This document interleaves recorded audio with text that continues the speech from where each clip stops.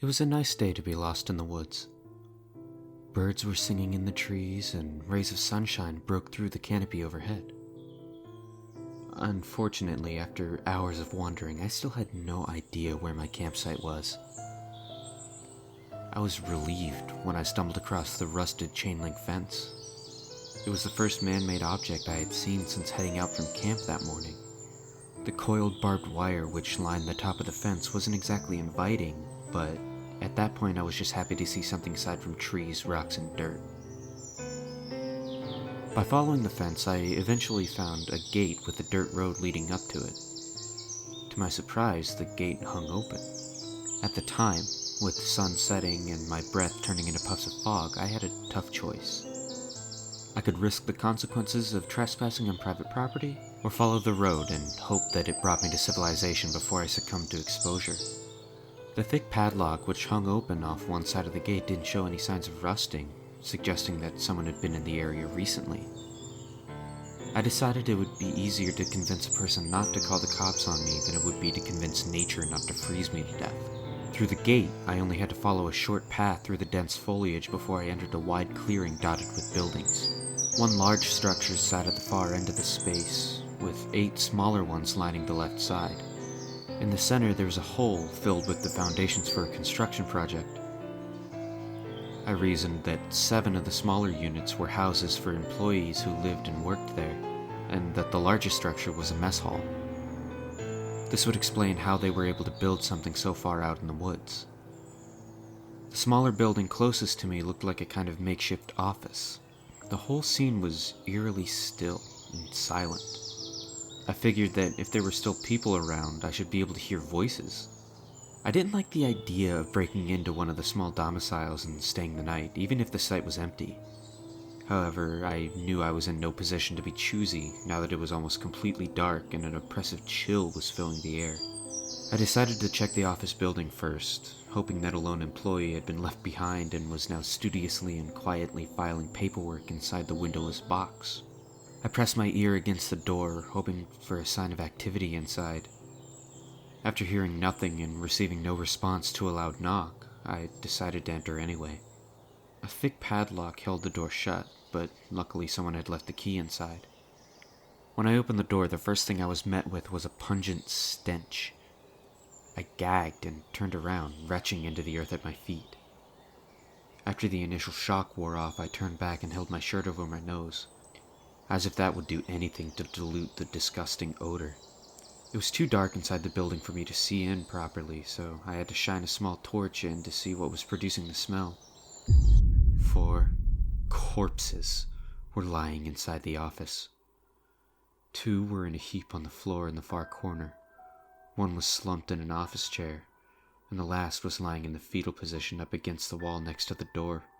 I fell backwards, dropping the flashlight. It illuminated the inside of the door, which I saw was lined with heavy scratch marks. These men had been trapped inside the tiny building, and it had become their tomb. I gagged again, this time losing the contents of my stomach. Scrambling to my feet, I turned around and ran back towards the path to escape my grisly discovery. When I reached the path to leave, I stopped. I knew if I stayed outside that night exposed to the elements, I would probably end up dead just as the men in the office. Faced with an impossible choice, I turned around and headed towards the mess hall. On the way over, I shone my flashlight inside the large hole that had been dug for the foundations of the build. I noticed that in the center of the hole there was a pile of earth heaped up next to a deep indentation, as if some large object had been unearthed. The door to the mess hall had been left ajar. When I got close enough, I recognized the same stench that had been coming from the office, so I braced myself for the worst. The scene I found when I flicked the light switch next to the door was almost beyond rational comprehension.